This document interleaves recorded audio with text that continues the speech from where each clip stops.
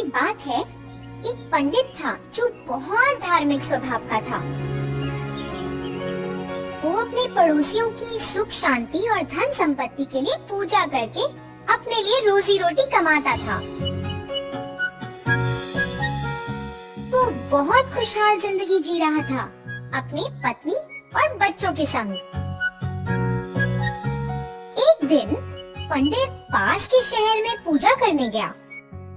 जब पूजा समाप्त हुई, उसे पैसे की बजाय लोगों ने एक बकरी और कुछ केले दिए। पंडित ने खुशी से सब स्वीकार किया। उसने बकरी को अपने कंधे पर उठाया और केलों को अपने हाथों में पकड़ के अपने घर की ओर चल दिया।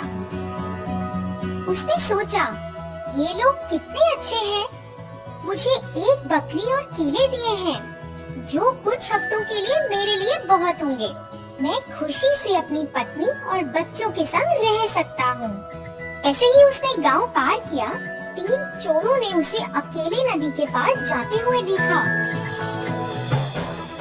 और सोचा कि वो उससे बकरी चुरा लेंगे।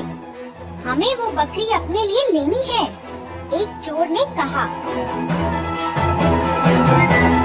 हमारा आज का खाना तो हो गया, अभी के लिए वो केलों का गुच्छा हमारी भूख मिटा देगा।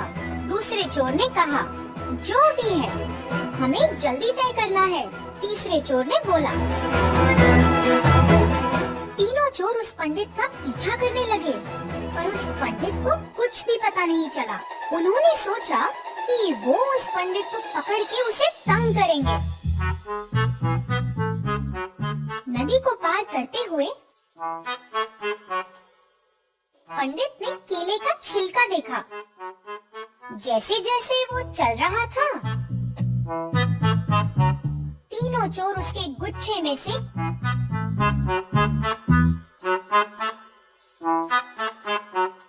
केले खाकर छिलका पंडित पर फेंक रहे थे। छिलके देखते हुए पंडित परेशान सा होने लगा और सोचने लगा कि ये कहाँ से आ रहे हैं। उसे अभी तक पता ही नहीं लगा कि उसके केले का गुच्छा तो वहाँ था ही नहीं। अरे, ये क्या हो रहा है? इतने केले किसने खाए और यहाँ छिलके फेंक दिए?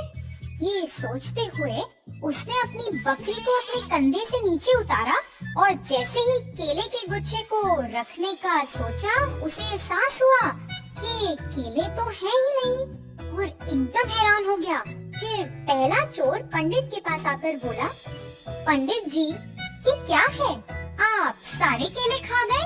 आप ये 12 केले अपने परिवार के लिए लेकर नहीं जा रहे थे। ये तो बहुत हैरानी की बात है।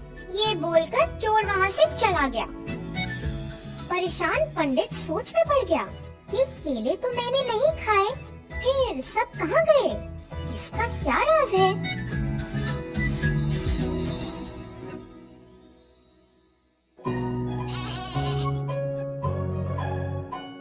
पंडित फिर चलता बना। कुछ देर बाद बाकी के 2 चोर आए। राम राम पंडित जी, मुझे तो विश्वास ही नहीं हो रहा कि आप क्या कर रहे हो। दूसरा चोर बोला। फिर तीसरे चोर ने कहा, आप अपने कंधे पर एक मरी हुई बकरी लेकर जा रहे हो। पंडित ने गुस्से से कहा, ये बकरी मरी हुई नहीं है, ये जीवित है। गुस्सा मत होइए पंडित जी, ये मरी हुई दिख रही है, मगर आप जो भी करेंगे ठीक ही होगा। 2 चोरों ने कहा और हंसते हुए वहाँ से चले गए।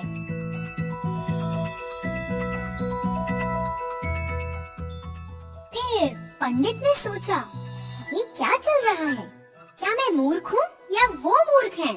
तभी तीसरा चोर आया और बोला, अगर लोगों ने आपको ये मरी हुई बकरी अपने कंधे पर ले जाते देखा तो वो तो सोचेंगे कि आप पवित्र पंडित नहीं हो। फिर वो आपको रस्मों और पूजा में नहीं बुलाएंगे।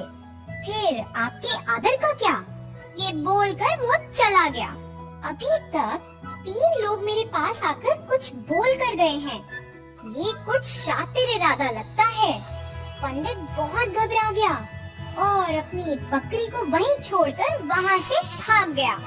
तीनों चोर पंडित की मूर्खता पर बहुत हंसे